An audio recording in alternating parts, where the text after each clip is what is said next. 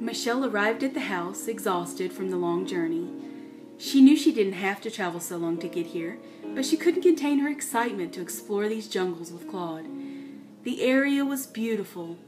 As you approached the property, it looked like a solid wall of trees and plants. Then you passed through an opening, and it opened up to a scene that looked like it was out of one of those movies from the old world. The house had its back area against a stream that could almost be a river itself, which was fed by a small waterfall that could be seen in the distance. Michelle suddenly noticed as she took pause to take in her surroundings the lack of oppressive heat that the jungles were previously known for. It was warm, very warm, but not stiflingly hot. Just then, Claude came up and gently placed his head under her hand and stood alongside her, sniffing the air and taking in the environment as well.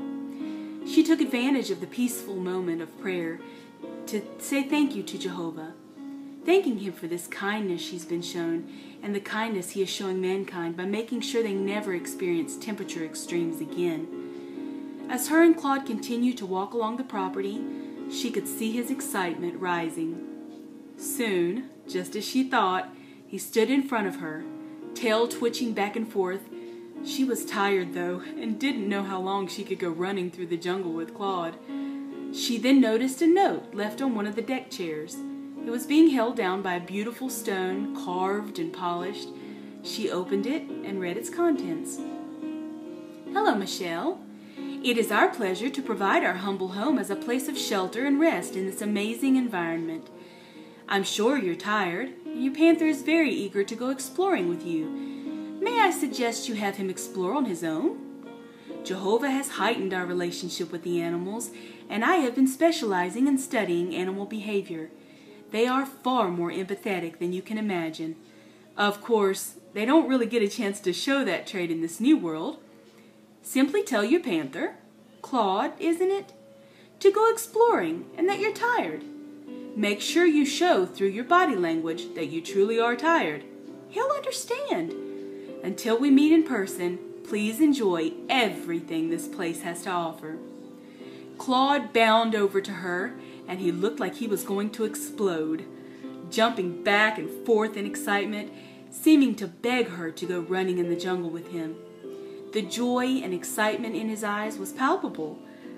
"I'm sorry, Claude. I'm just so tired. You wouldn't have that much fun with me because I'd poop out. Why don't you go do some exploring by yourself? Go bring me back something cool." Claude just stood there with a slightly confused look on his face. Michelle looked away, debating whether she was just going to push herself and go have fun with Claude when she heard a loud rustling. Claude was gone, and the ferns were still shaking from where he burst through them. He listened and understood. She now turned toward the house and began her first debate: where to rest. There was a hammock outside in the front area of the house facing the jungle. It was alive with animal activity. Monkeys jumping from tree to tree, brilliant colored birds flying around, and various other animals could be spotted on the ground occasionally. There was also a cushioned sofa on the back deck, perfectly positioned to watch the waterfall and the stream that came from it, enjoying the background sound the rush of water made. But inside was a beautiful bed. She doesn't know how the mattress was filled, but whoever did it had talent. Soon her choice was made for her as she fell fast asleep while testing out the mattress. She woke up feeling refreshed after her nap and thought about the scavenger hunt, which is the reason why she was sent here. She scoured the house for a message that was talked about. Then she realized the scavenger hunt has already begun. He hid the note somewhere in this house. She began fully exploring the house, nearly shaking with delight as her and Claude's adventure was finally beginning.